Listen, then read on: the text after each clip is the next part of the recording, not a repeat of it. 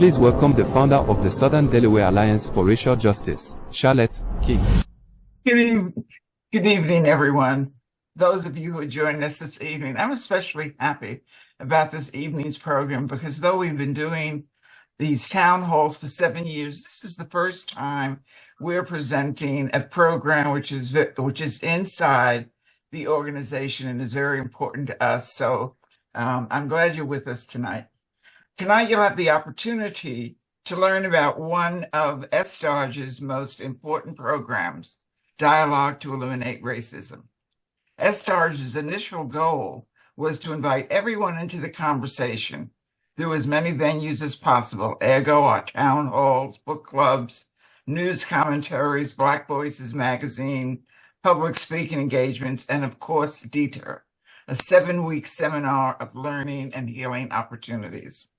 Allow me to quote two profound writers who most influenced SDARJ to reach out to the broader community through the education, information, and advocacy opportunities to join us in our journey to end racism, increase awareness and acceptance of our common humanity.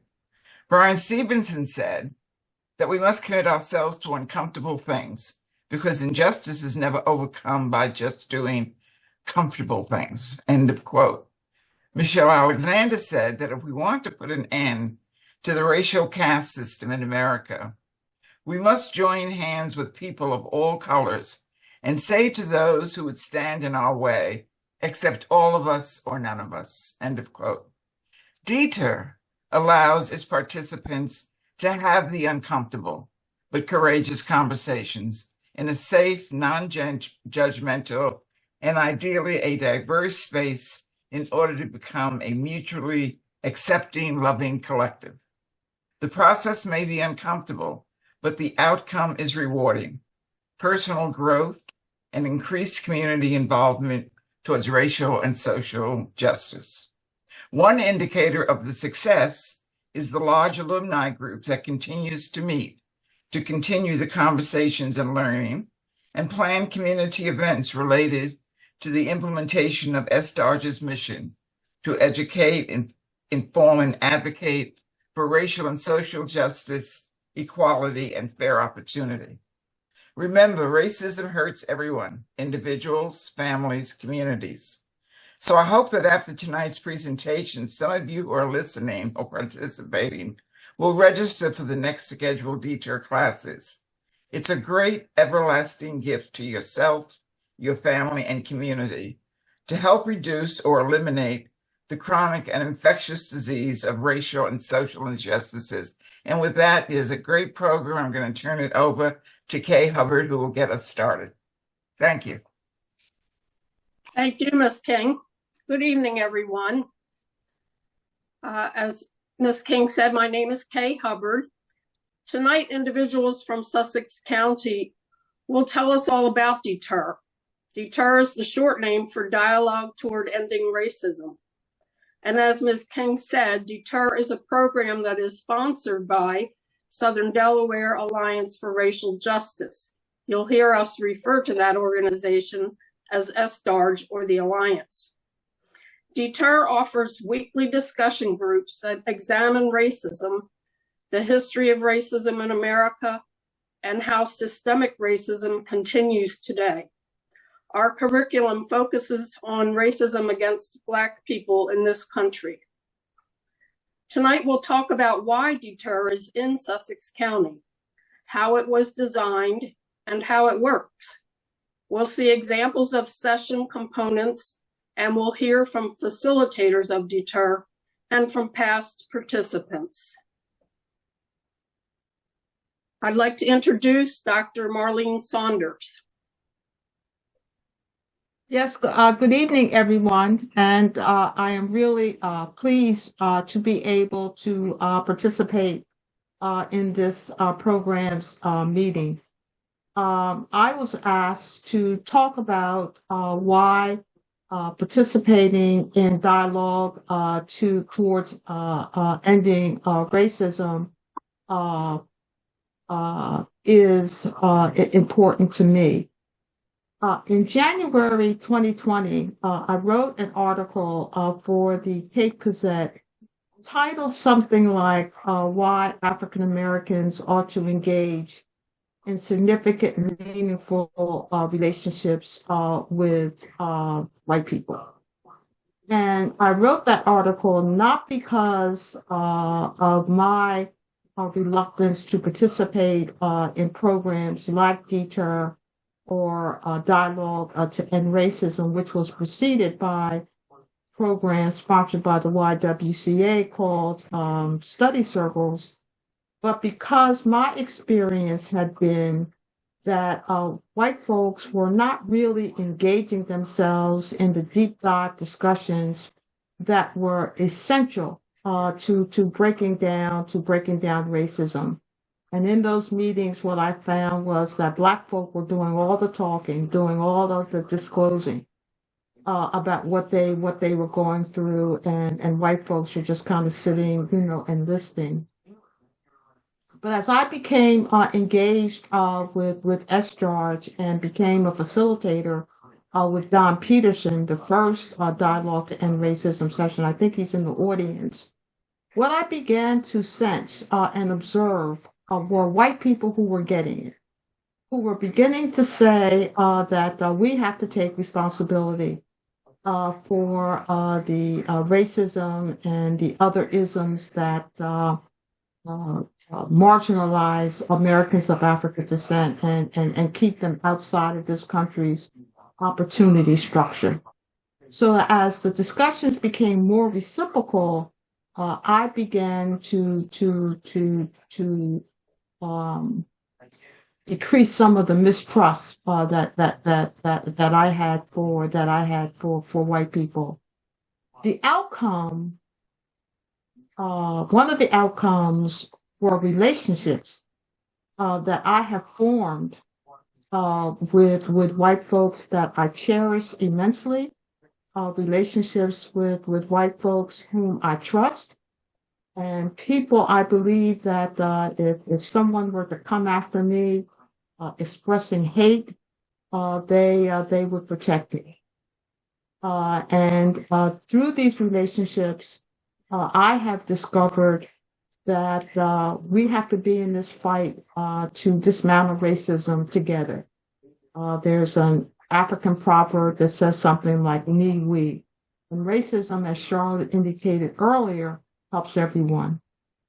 So I think all in all, one of the major benefits for me has been relationships with people about whom I had great mistrust, and it's been transformative, and it's been very beneficial, certainly for me, and for my white brothers and sisters. I think it's been equally beneficial for them. And I'm looking forward to continuing the fight for justice, not only for my people, but for everyone. Thank you.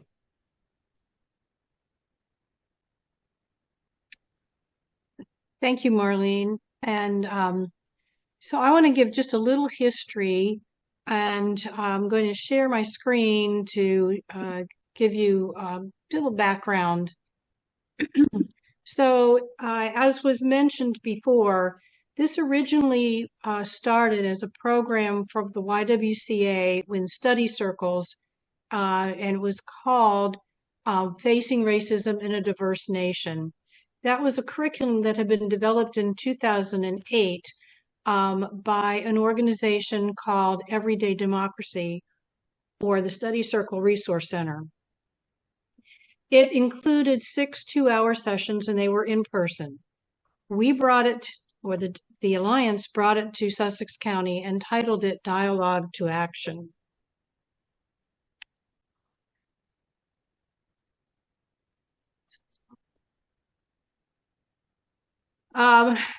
We found that after people had been through this session, they wanted to keep going. They wanted to continue to have relationships with those people that they had related before, and they also wanted they wanted to get into action, and they wanted to have other people that they could share that with, and support them. So that was working well, but then we had COVID. And so we could no longer be meeting in person. The Alliance contacted the YWCA and worked with them to create PowerPoints and revise the curriculum so that it could be done by way of Zoom. So starting in 2020, we started providing online-only dialogue groups. But as we were working on it, we also realized that some activities no longer worked and that a lot of the materials had become dated, because remember, it was originally developed in 2008. And we also wanted to return to in-person when it was possible. So some of the facilitators here in Sussex County got together and decided that we were going to revise it. We created a writing team. We did this with the knowledge and the blessing of the YWCA of Delaware. And we decided that we would use the same basic format, but we wanted to take a deeper dive into systemic racism.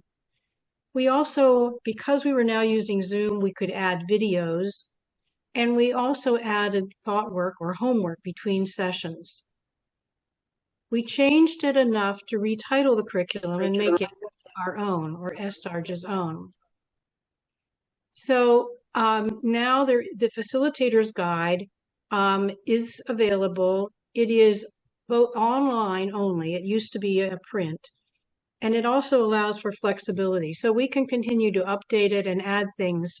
For instance, in the last round, when these problems happened in the Tennessee legislature, we were able to do something that would bring that to the attention and that. So with that, I will stop sharing and we will pass it on to Rob. Hello, everyone. As facilitators of Dialogue Towards Ending Racism, it is our desire to guide each participant from acting to action. Acting as if we understand. Acting as if we are aware. Acting as if we can relate. Acting as if we don't have presumptions. And acting as if we have the answer, but coming to the realization that we all must work together towards ending racism through action. Tonight, I have a small poem written by a poet named Samaya. It is entitled, "The White Activist Explains Racism to Me." And it is a very thought-provoking poem, so listen open-mindedly. The white activist explains racism to me. And I nod, not to seem impolite. Her hands are moving and her face is animated as she explains my story to me. She adds hashtag Black Lives Matter to her bio and absolves herself of guilt. Tucks me into the corners of a hollowed out book and pulls me out when she needs to refresh her memory of this oppression. From my dark gums, the story sounds too much like an autobiography, like a dull throb of history repeating itself. In her delicate fingers, this injustice is an aesthetic. She scribbles the black rage in a pretty font and receives an overwhelming applause. She gets a standing ovation on the backs of my ancestors, accepts the award on my behalf. She says she's sorry for all that I have gone through. Uses that pink tongue of hers to soothe the sting of my silence. Her work here is done. Our sessions are free. There are no costs. They are 2 hours in length. They are held for 7 weeks, which go very quickly. By the end, we're always wondering where the time went.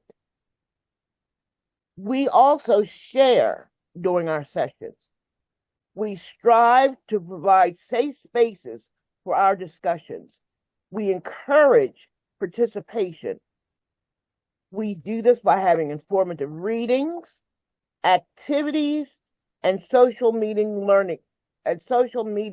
learning experiences. We also have worksheets, and I want to share that with you at this time.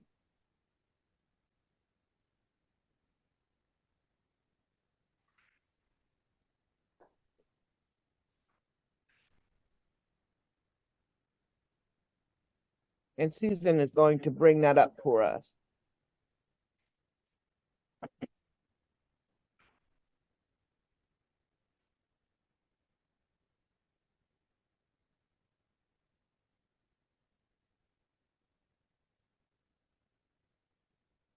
One second.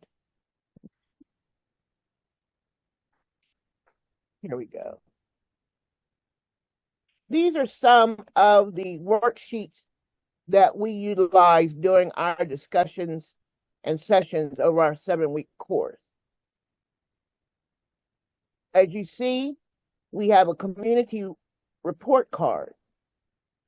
And during this worksheet, we look at our own individual communities and see where we might improve, we might maintain services, we might add services, and also where we as individuals can fit in to what's going on in our communities around us, how we might enlighten some of the existing structures, add on, or maybe even look at some that we should not even be involved in.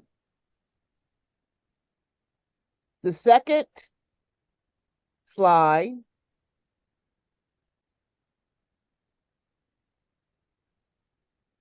shows us how we take that information that we develop during the course of our homework, bring it back into the next session, and discuss it with our group, and see how we all are basically a lot on the same page.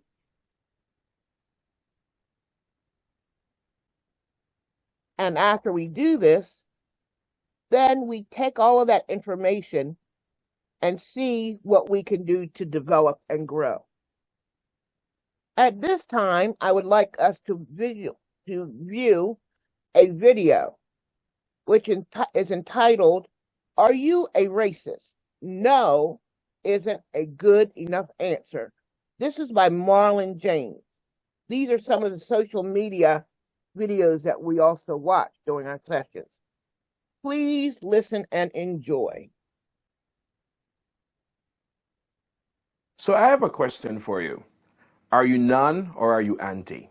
Several months ago, in response to Ferguson, Baltimore, the killings of Freddie Gray and Tamir Rice, my friend Caitlin put up a Facebook post breaking down the difference between non-racism and anti-racism. Most of us are non-racist. Because racism is looked upon as some moral lapse, we feel quite self-assured by simply not being racist. I'm not a bigot. I don't sing that N-worm when my favorite rap jam comes on. I didn't vote for that guy. I'm not burning any crosses. I'm not a skinhead. I don't, I won't, I'm not, I've never, I can't. What you end up with is an entire moral stance, an entire code for living your life and dealing with all the injustice in the world by not doing a damn thing. That's the great thing about none. You can pull it off by simply rolling over in your bed and going to sleep. So why are you sitting at home and watching things unfold on TV instead of doing something about it? Because you're a non-racist, not an anti-racist. Now do this for me. Take the C out of racist and replace it with a P. I'm not a rapist. I'm not friends with any rapist. I didn't buy that rapist last album. All these things that you're not doing. Meanwhile, people are still getting raped and black boys are being killed. It's not enough that you don't do these things. You're going to bed with a clear conscience is not going to stop college students from getting assaulted. You thinking climate change is terrible is not going to stop climate change. You being so assured that you're not anti-black, anti-Muslim won't stop the next hate crime. And it's wonderful that you recognize how brave gay people are when facing persecution, but they aren't the ones who need to be brave. We need to get active. We need to hold people accountable. We need to accept that what hurts one of us hurts all of us. And we need to stop thinking that injustice going on in the world isn't to an extent our fault. We need to stop being none and start being anti. Racism is a business. For centuries, it has underpinned global economic exploitation. And like any successful business idea, it needs great marketing, PR, and advertising. Alarmed by high energy bills and inflation, this... Thank you, Susan. As we complete our 7-week experience, it is our aspiration that each of us will be motivated into action, that our voices will no longer be that of individuals acting through a desire to end racism, but voices motivated to make a commitment to take action towards ending racism. Thank you. At this time, we will have a discussion by one of our facilitators, Mr. Joseph Anastasio. Thank you, Robin. I am really happy to be here and want to tell you that one of the things that happens in the process of dialogue toward ending racism is the rising of discomfort as we face certain issues and feelings during these discussions.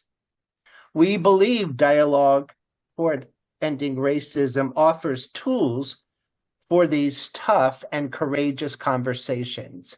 And so what we'd like to do at this time is to introduce two of our, one of our facilitators as well as one of our participants who are going to actually role play a particular conversation that could happen. And I'm introducing Stephen Sealing, and I'm introducing Joseph Lawson. Thank you, Joseph. In the universe of hard conversations, there is no more difficult conversation, no more fraught conversation than a conversation about race. This is for a lot of reasons.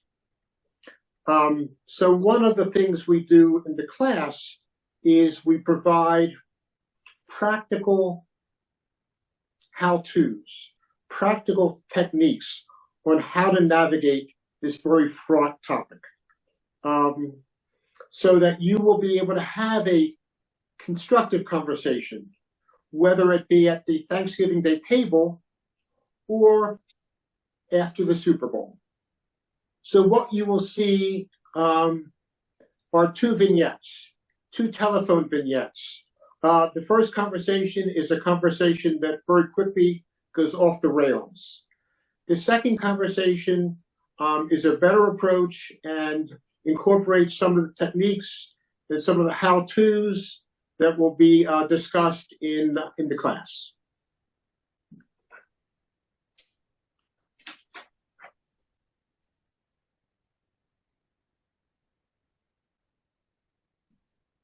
Hey Steve, how you doing? Let's go. Hey Joe, how you doing? Hey, let's catch you at a good time. Yeah, let's talk. Good. Let me put you on speaker, okay? All right, I'm gonna put the phone down and go on speaker. Okay. Hey, did you see that Super Bowl last night? Yeah, it was an amazing game. Mahomes is just a magician. I'll tell you, Mahomes is absolutely amazing. You know, never bet against Mahomes. He's up there with Tom Brady, and you know, he seems to be a good guy and good values. But I'll tell you, there's just one thing that bothers me. I wish he had not married a white woman. I mean, there are so many good-looking black women around. Why did he have to marry a white woman? That bothers me. I got to tell you. What? You're kidding me. Why would you say that? That makes no sense. There's just too much going on these days. I mean, I think we have to just draw a line somewhere. And you know, it's just too much. Steve, I've known you for a while.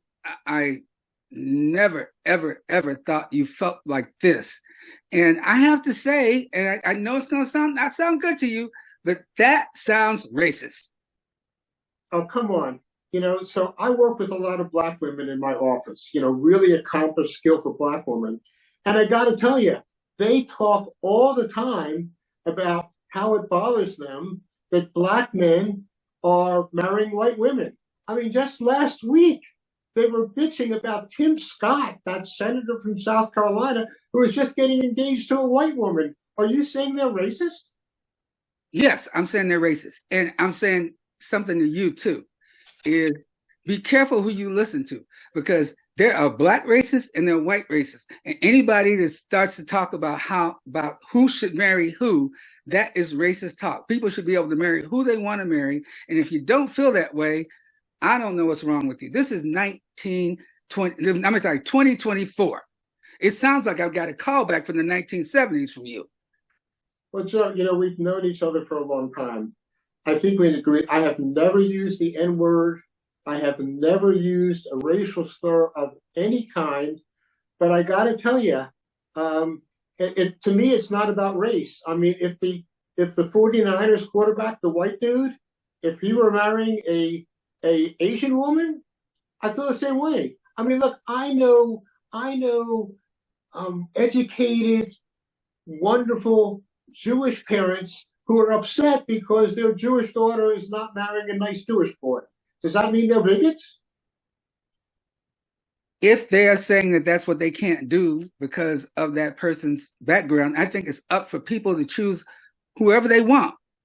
They're aware of what they're choosing, and for you to go around and say, I am going to decide from a high and mighty place that they should not marry, that is the height of bigotry. Well, Let Joe, people marry who they want to marry. That's what we fought in the civil rights movement for. That's what people of good conscience think for. And you might not be a racist person, but what you're saying, what you're mimicking, what you're repeating are racist thoughts and words. Well, Joe, I've got to tell you, I think you're the racist, because for me, this has nothing to do with race. This has absolutely nothing to do with race. I am the racist. You are the racist. Be out of your mind. This has nothing You're the one to who do made with the race. thing about. It has nothing to do with Black people. Again, all I'm saying is there are so many attractive Black women around. I can't have this conversation anymore. I'm sorry. We're gonna have to talk again. This is crazy. This conversation's over. Okay. Later. Okay. That was how not to do it. Yeah.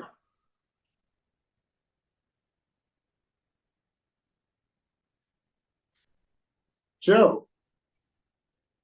Hey, what's up? How you doing, Hey, man? you see that ball game last night? It was amazing. The guy's a magician. I did not think they were going to win. I'm just, I don't know how he pulled it off.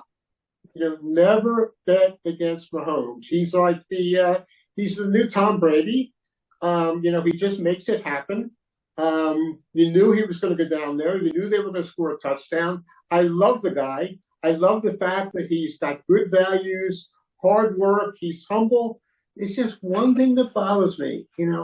I got to tell you, you may have seen it after the game when his family came down. I wish he hadn't married a white woman. I mean, there are so many good-looking, attractive Black women around these days, looking for husbands. Why it bothers me. I got to tell you. I didn't know you felt that way. Let me make sure I understand what you're saying. You're saying that because he's Black, he should not have married a white woman.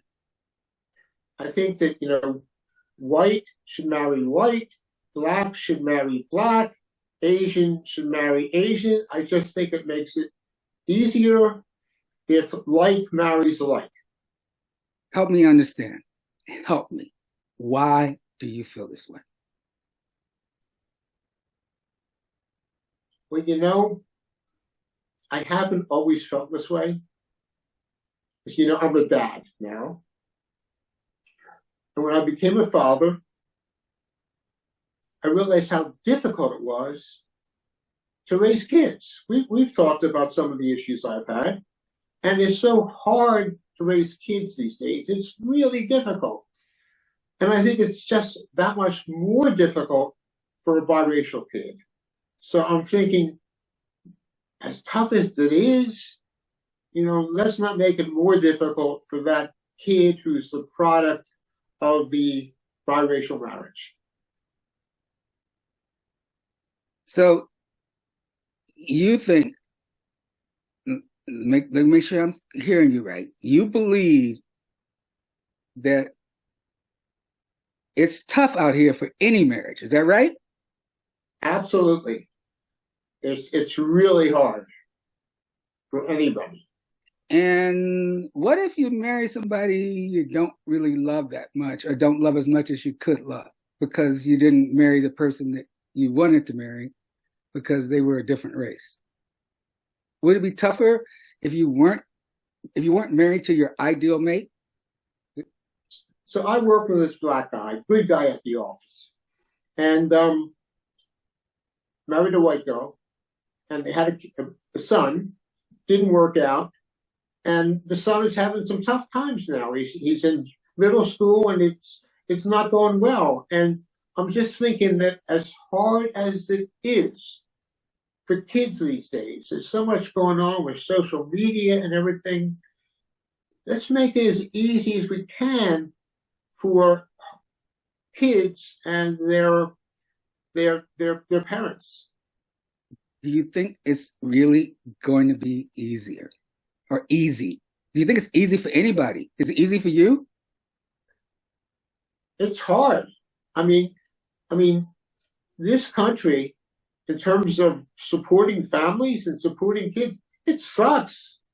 I mean, my job, I don't get any benefits to speak of, in terms of time off. I mean, childcare, it's costing me a fortune, like paying college tuition. Tell me about it. I'm broke. I know what you're talking about. I don't know how I'm getting through this. And I know, you told me about your problems. I mean, it's hard for anybody, Steve. And I think my personal feeling is, when you're with the person you love, it makes it easier. And all I'm saying is, think about the fact that maybe, just maybe, the person you love, or the person you might love the best, is not the person of your same race.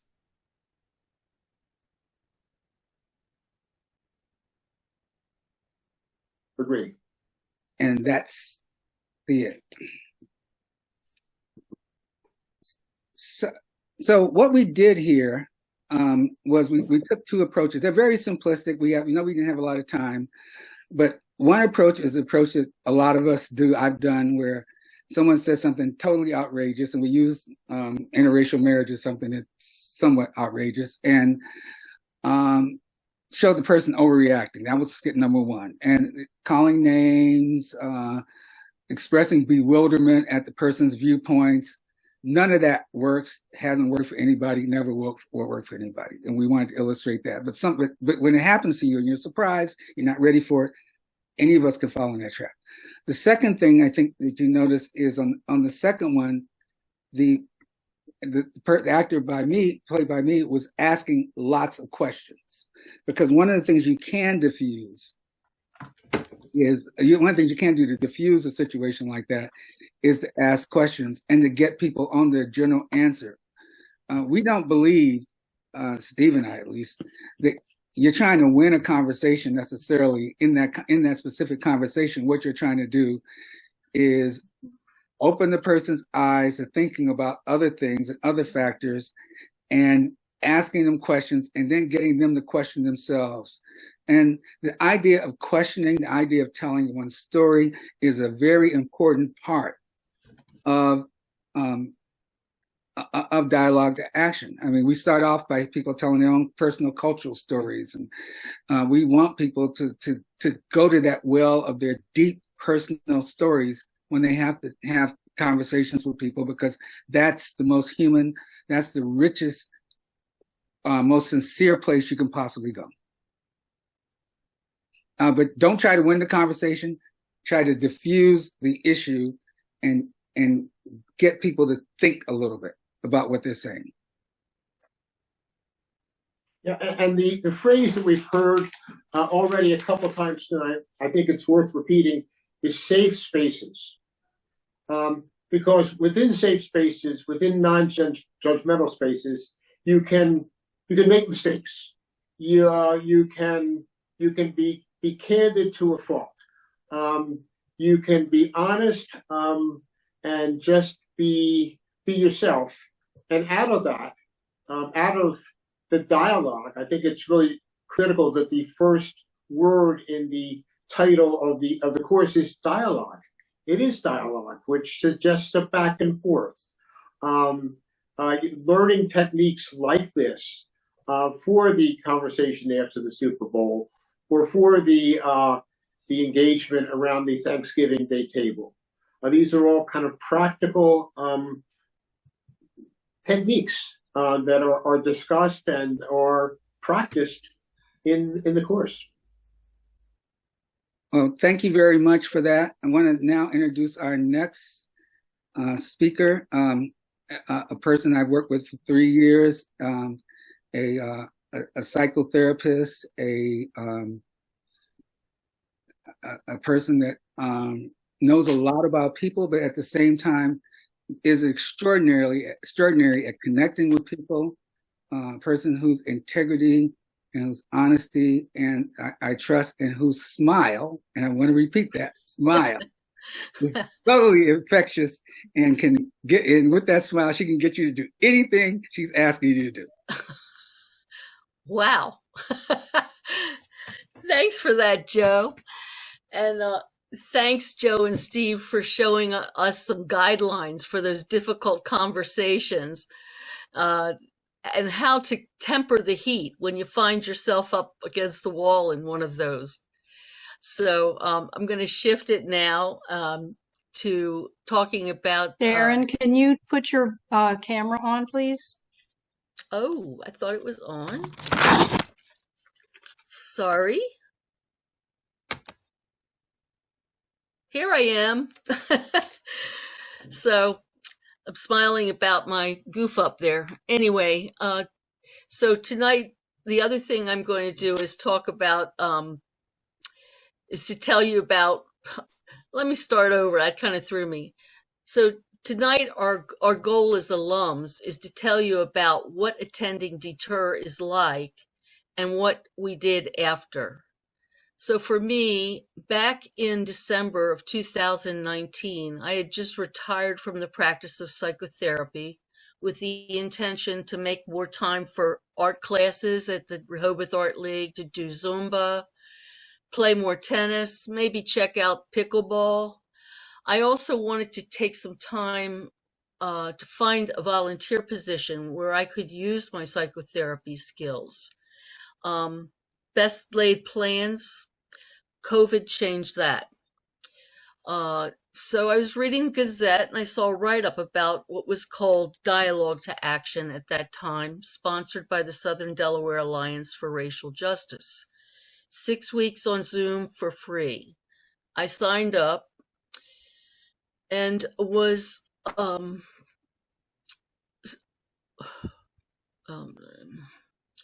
I was looking for a group with some diversity, because I've always been open to diversity, but I never had many opportunities in my life growing up. So my education left me uninformed about the untold history of racism. And in the few relationships that I did have with Black folks, we did not talk about the ongoing impact of racism in our lives. Frankly, I did not know all that I did not know, and I still don't know it all. But after 6 weeks in the Dialogue to Action, I began to see the world differently due to the assigned readings and videos, some of what Robin was talking about, that inspired our discussions about inequities and systemic racism.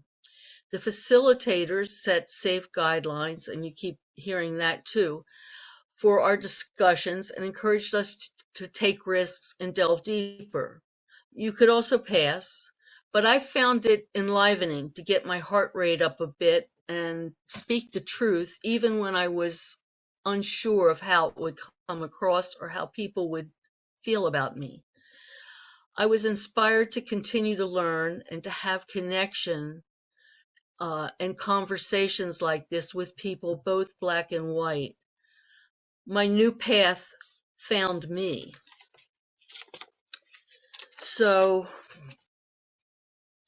in the fall of 2021, I co-facilitated my first Deter group with Joe Lawson on Zoom.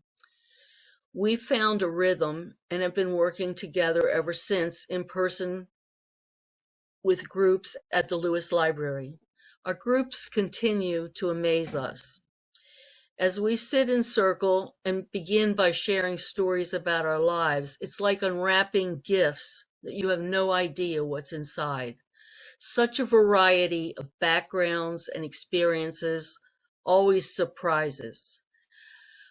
We all signed up to sit together for 7 weeks because of a common cause, a common concern about racism, and wanted to know what we could do to change that. So we show up, we take risks, we laugh, we question, we struggle, and we keep coming back. Through this, friendships are formed, and there is a sense of community. And the question for each, when it's done, is what is next? From person to person, that answer varies. But for me, in addition to being a facilitator, I joined the Events and Excursions Committee, which is a lot of work, but also a lot of fun. I have introduced several of my friends, neighbors, tennis buddies, dance buddies to Deter and the Alliance events. I go to the Lewis Chamber breakfast to meet people in the community and talk about my work. I have more courageous conversations. Bottom line, if you spend 2 hours for 7 weeks in the room with a group of strangers, you're going to get more than what you signed up for. I cherish living in this community, and it's great running into the people I've met from doing these groups. And I especially cherish my co-facilitator, Joe Lawson, and our relationship. So now I'm going to turn it over to Jan Kliger, who is actually with Joe and I in one of our groups, and she will share some about her experience. Thank you all for showing up and for listening. Thank you, Sharon. Since I was new to Delaware, the idea of community was calling my name, and I found Deter. In Dialogue to End Racism, we talked about very uncomfortable things, but in a very kind and safe atmosphere, while learning to listen better and become an active ally. I now see a lot of things very differently since Deter, sort of seeing with fresh eyes. My curiosity was fueled to lead me to more reading and documentaries about the inequity of racism. I learned from Deter about Heather McGee's book, The Sum of Us. She explains that the architects of racism use the concept to make money for white people. The fact is that racism actually costs everyone money and so much more. Did you know that in our country in the 1930s, they were building huge parks with large swimming pools, of course, for all of the white people? By the 1960s, when integration was on the move and civil rights laws were passed, there was a park in Montgomery, Alabama, Oak Park, it's called, 45 acres. They had this enormous pool. They had tennis courts and a pool house and a zoo full of animals.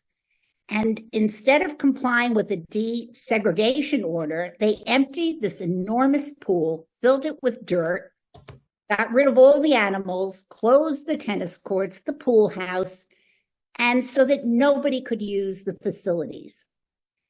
Other towns across the country followed suit. A huge loss for everyone.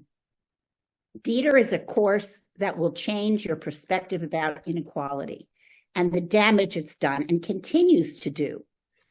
Continuing to learn about Black history, Black culture and racism, and most importantly, sharing what you learn with whomever will listen is why DETR is so important. A real eye-opener. We all have to become allies, and I'm very grateful for having taken the course. And I'm going to introduce Melvin Mitchell. Thank you. Thanks, Jane. Hello, everybody. My name is Melvin Mitchell, and I'm a DETR alumni. As a native Washingtonian, I have been a civil rights activist all of my adult life. I decided it was time to turn the fight over to the next generation, so upon retirement, I moved to Delaware. In addition to the tax advantages, I was looking for resort-style living in a liberal environment, so I thought the peninsula in southern Delaware was perfect. However, after several intense discussions with the MAGA contingent in my community and a brutal murder of George Floyd, I decided it was time to reactivate my civil rights activism. By the grace of God, one of my neighbors introduced me to SDARJ. After joining SDARJ, I immediately signed up for the Dialogue to End Racism class. I was excited about the opportunity to engage in the dialogue to end racism, although I must admit I was somewhat skeptical about how productive it would be based on my previous interactions in Sussex County. Several things about the class impressed me. The class offered insight from a broad range of participants, from the everyday exhaustion of being a Black man in America to someone growing up in an all-white environment where race relations were not a major area of discussion or concern. The instructors did an excellent job of guiding us through an in-depth chronology of the major milestones and events in the civil rights movement, which were further enhanced by the commentary and viewpoints of historians and recognized scholars in the field.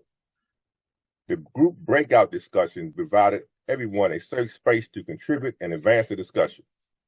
But for me, by far the most important aspect of the class for me was the opportunity to be a part of the DETR alumni group and to interact with like-minded people and work on initiatives to help us move closer to a more perfect union where all races of people are treated equally. Dr. Martin Luther King believed that major impediment to reaching that more perfect union was not the Klan or the white supremacists, but the well-meaning people that chose to sit on the sideline. So if you're one of those well-meaning people that is concerned about the state of race relations in America, I encourage you to choose SDARJ. Enroll in DETR. Next, I will turn it over to my fellow board member and good friend, Joe Lawson.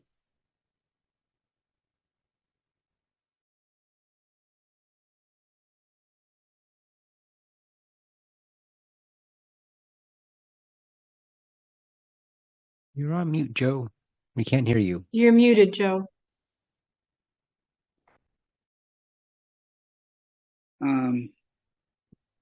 Thank you, everybody. Sorry about that. That happens to everybody. It is one of the hazards of being on Zoom. Sooner or later, you mute yourself. But before we go, we wanted to say a few things about DETR from the standpoint of the future. Number one is that we spent a lot of time talking about what has happened in our past and our experiences, but there are 2 new classes coming up with DETR. And we wanted you to, if you've taken it, I mean, first of all, you can take it again because every class is different and we've had people do it again. But B, more importantly, for those of you that know people that would benefit from the class, and we think everybody would benefit from the class, we would like for you to get them and to attend. And here are a couple of things that we want to say about this. Number one, and remember this, DETR is a free course. You could actually go and spend hundreds of dollars to take a class like this, especially in person. But SDARJ, Southern Delaware Alliance for Racial Justice, is so committed to helping, and this is our mission, to educate and to help people learn so that they are in a position to fight against racism, knowledge-wise, information-wise, and resource-wise. SDRJ provides this class free. $0. You could spend hundreds of dollars to go to a class in another city, spend hundreds of dollars for travel, airfare to get this. We bring it to you free. And it's convenient. It's in your own neighborhood or it's on Zoom. You can take it in your bedroom, in your pajamas, however you can do this easily. Please highlight that. Number two, and this is important, and you saw Sharon and some of the other people talk about it, there is a magic that happens, especially in this society, when people have the opportunity to speak. As one of our former leader of this group, Lori Yadin, who's on the phone, says, you create safe space. We all don't know that much, as much as we think we know about a lot, and that they have a safe space where people can talk to, in most cases, strangers about this big issue of race, big issue of changing our society, and be able to learn, say what they need to say, tell their stories, hear other people's stories. That's a very, very, very big and an important thing. And the magic of all these new people coming together, of sharing, of being free to say what they need to say, because you know how you couldn't go to a group of strangers, any random strangers in the clubhouse in your development or in the supermarket, and start talking and expect not to get hit or get run out of the room. You don't have that problem here. So the other thing that happens is people make friends. I have friends now from this group. I know dozens of people that have friends because we're all sort of scattered and isolated, and the ability to actually make connections, develop friendships, and then develop things in places where you can actually be active, opportunities that SDARJ, for example, provides to actually work for social change. So we hope that you will join us if you haven't been part of the program. We hope that if you have been part of the program, if you want to join us, you can join us again. But more importantly, we hope that you take the word to people in this community. We're providing a wonderful free service. And the classes are, and I think they were up on the board, but let's just go over them again. Zoom only, extremely convenient, 7 o'clock, Wednesdays from 6:30 to 8:30 p.m. starting March 13th. So you got plenty of time to plan for that. That's about a month away from today. And then at the Lewis Library in person on Saturdays, 10 a.m. to 12 noon starting on March 16th. You go to SDRJ.org. There's a pop-up that will ask you whether you're going to go free, or not free, but whether you're going to go online or go in person. You click that line and it'll take you to the registration. Very, very quick, very, very easy. And you're in, and it is an experience that you will be glad you took a chance on. Thank you. I have something I want to say. Yes. I just want to say that the DTER and other activities like it, I believe are working. I think that bringing people together in relationships that enable people to talk about issues that are difficult to talk about are really bringing people closer together, are developing levels of empathy and understanding and insight that once did not exist. And I think for me, the relationships, lifelong relationships, I believe that have been a major outgrowth of these encounters are just absolutely invaluable. So I think those of us who have been facilitators, participants, really are ambassadors. And I don't know the total number of people who have been through dialogue to action, dialogue towards ending racism. But the growing number indicates that it's working, and we're helping people to get it. Thank you, Maureen. Can we ask if you're not speaking to please mute yourself? And we have one chat entry here from Michelle Warrant, who says, very nicely presented. I sincerely value my own experience with DTA and with the alum group afterward. I know it has evolved since then, and I applaud your work. Go ahead, Court. Yep, thank you. I also wanted just to add my own experience. I was very fortunate enough to take a class from co-facilitators who are both here today. Lori Yadden, good to see her, and Marlene Saunders. It was an excellent course. We had great discussions. We all shared a lot, learned a lot. But one thing that from the DTER course was that I learned that there are many opportunities to volunteer with an SDARJ and a chance to meet just some fantastic people. So the course will open up many doors for those who are interested. So thank you all. Go ahead, Joe. I just wanted to answer Marlene's question. We have on our email list about 160 people that have taken the class as of the fall. So we have 160 people. I don't think we have everybody, so it could be up to 200 people. So that's a good number of people. And the other thing I wanted to say real fast is I want to thank Charlotte King, our president, who always has supported this program, who was there from the very beginning with us, who whatever we needed, whatever we wanted, she was there saying, how can I help? I want this program to grow. I believe in it. And, it's due that we need to say thank you to Charlotte for this. Susan, can I say a few words? Yes. It's time.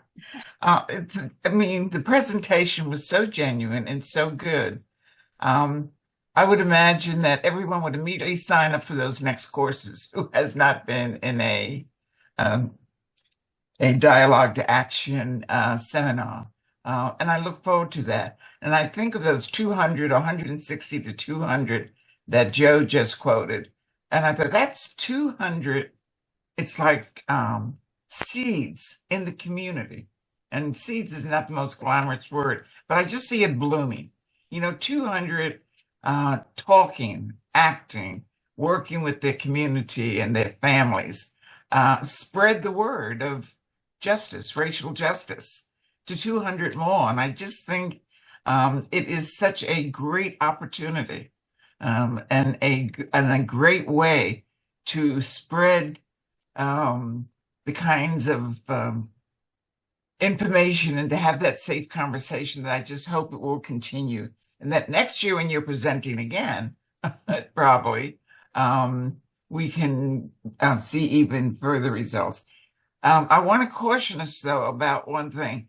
It's, for me, this kind of learning, conversations in safe spaces is a long-term process, just like it took some of us, probably all of us, a long time to be where we are now in terms of our awareness of things, in terms of our ability to understand the influences in our life who made us what we are. So that the learning process will continue to go on. But you, with your background in those first 8 weeks, will certainly help to develop the additional things that need to go into DTER to make it stronger. And I know that Mr. Jones Court and I have talked a little bit about a DTER 2 or a DTER 3 because there's so much to learn. I'm always embarrassed to recognize that I'm embarrassed to admit this, that I didn't know about the Tulsa massacre until 3 years ago. As old as I am, there's just so much I did not know. And if I got anything out of SDARJ or DTER, it's becoming aware of how big the issues really are and becoming aware of how really complex and intentional systemic racism is. So thank you all. Thank you for the presentation tonight. It was It was wonderful. And I hope those of you who are listening, as I said, will run right out and call and register for the next course. So thank you, everyone.